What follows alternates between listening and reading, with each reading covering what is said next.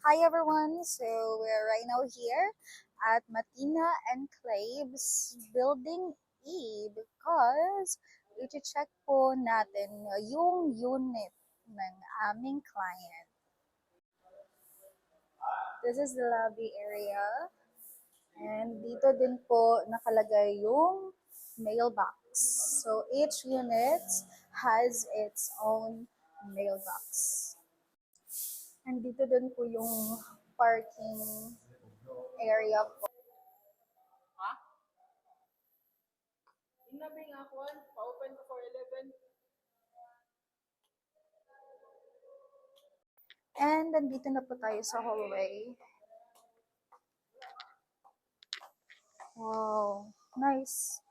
Malapad yung hallway nila. And they also have this one here. Light well. So well ventilated yung area in terms sa air as well as sa light. So super nice talaga yung building ni Matina Enclaves. This is one of the condominiums here in Davao City na mare-recommend ko talaga sa lahat ng mga clients ko. So yun guys, as you enter the unit, makita na nimo on your left side ang kitchen.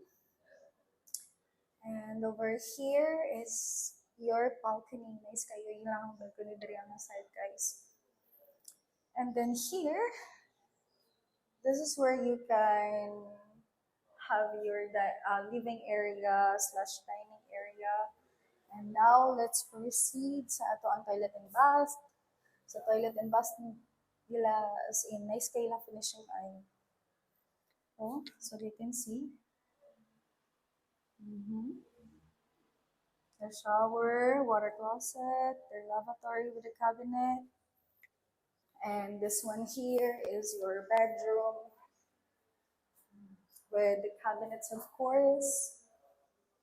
Then na po the provision for the AC para sa bedroom and another provision nga AC para diri sa living area and dining area. And the view. Let's talk about the view. The view, it is facing Mount Apo and also you can see the DGT over there.